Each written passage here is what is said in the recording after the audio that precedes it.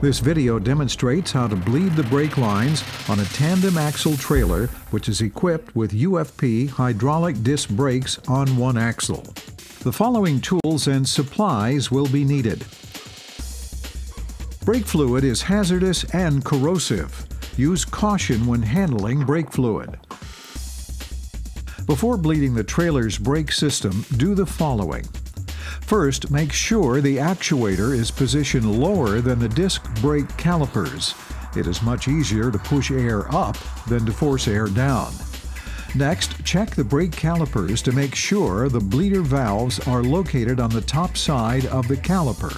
Finally, make sure the hydraulic fittings are secure.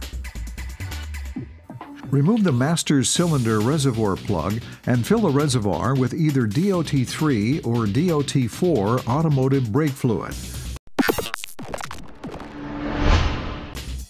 Let the fluid stand in the reservoir until all air bubbles are gone. Before bleeding the brake lines, bleed the actuator master cylinder. To do this, insert a screwdriver into the half-inch diameter hole in the bottom of the inner member. Hold the safety release bracket up and use small half-inch forward and backward strokes with the screwdriver until the piston portion of the cylinder is full of brake fluid and no more bubbles are rising in the master cylinder reservoir. To bleed the brakes, start with the brake farthest from the master cylinder.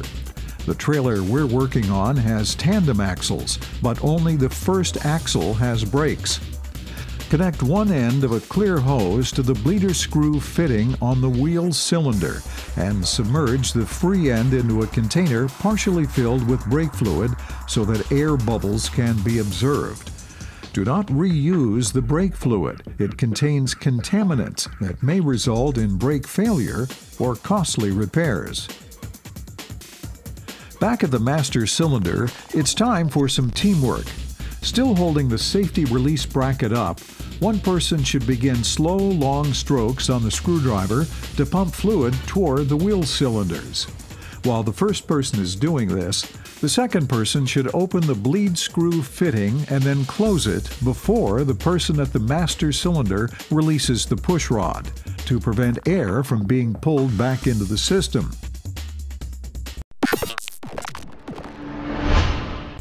Repeat this process until no more bubbles are visible with each stroke.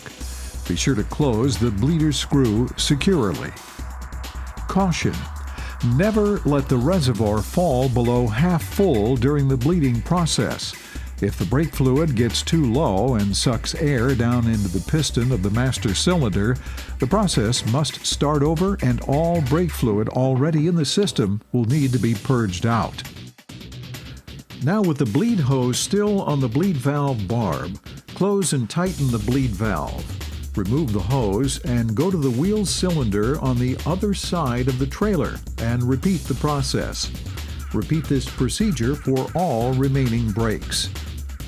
If your trailer is equipped with tandem brake axles, start with the rear axles, move to the front axles, and then repeat the bleeding process on rear axle brakes a second time to ensure all air has been purged from the system.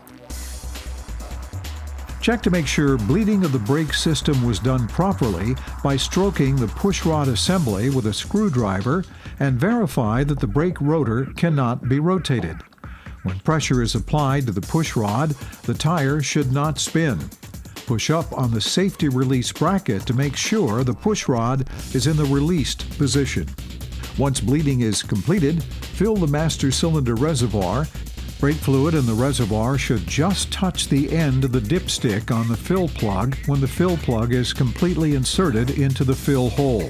And install the reservoir fill plug. You have now completed the UFP by Dexter approved manual hydraulic brake bleeding procedure.